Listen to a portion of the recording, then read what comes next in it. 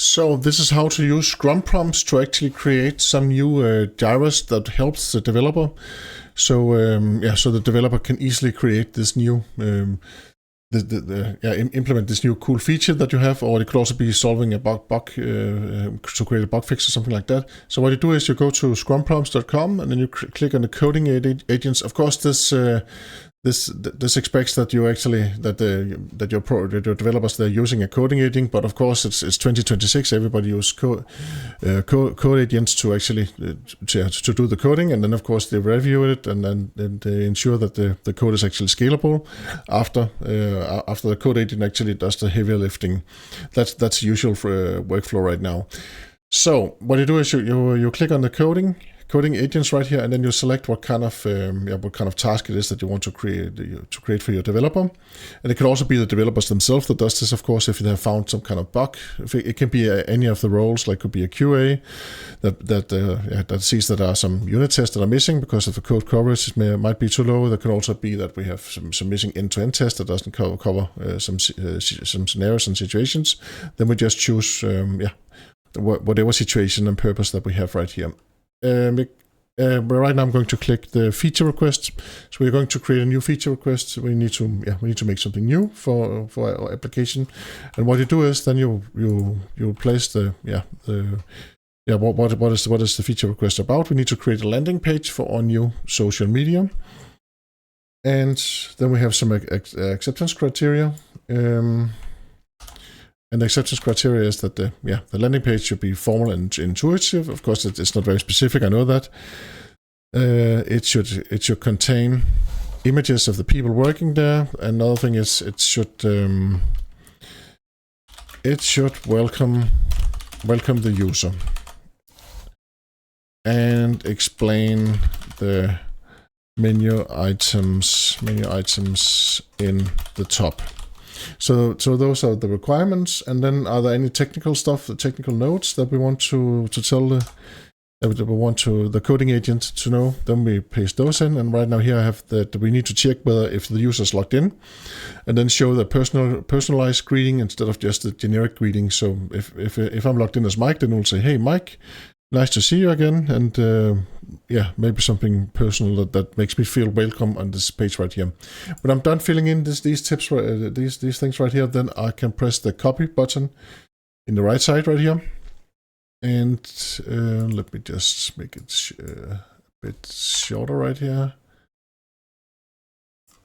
Let's maybe make it fit the screen. So not fit the screen. I use the coding agent link in the top. And now I actually have my prompt right here. If I want to collaborate with this prompt with other people, then I can save it as an URL. Then I can send it to one of my coworkers, and then they can actually also work on this on the same template that we have right here. But if I'm happy with it, which I am right now, then I just press copy. Then I go to Jira afterwards. So now I actually have a completed prompt that the developer can actually use. Can actually use to actually execute and complete the task. So that means that the developers in the team will actually love me for doing this, because it just makes their work much easier. So I will press create right here.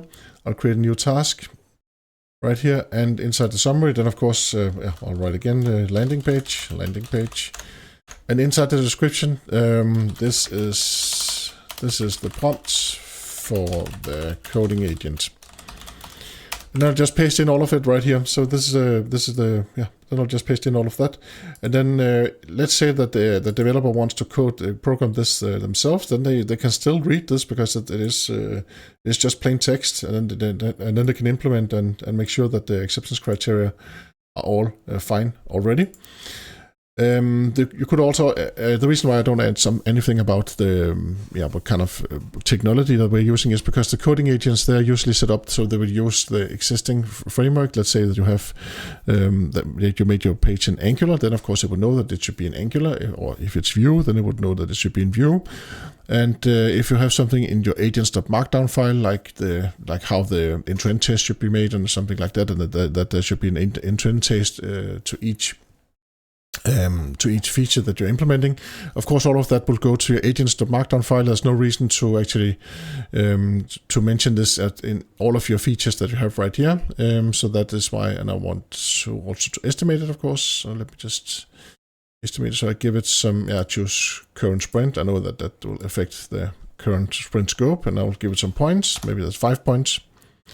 So then I say create, and then we will get our Jiras right here. So it is quite easy, and it just helps the developer a lot, because now the developer can take this, he or she can take this task right here, and then they can actually just copy this whole prompt right here to the coding agents, and then they can actually follow up and see if everything is fine.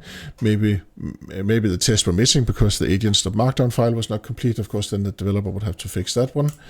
But there's a very good start right here, and we can just as well express or tasks like this, because if the developer chooses not to use a coding agent, or maybe you are in a place where you are not allowed to use coding agents, then you can still code it manually by reading all of these lines right here, because it is readable, of course.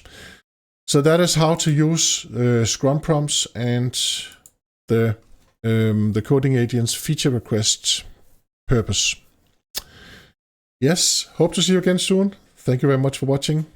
Bye bye.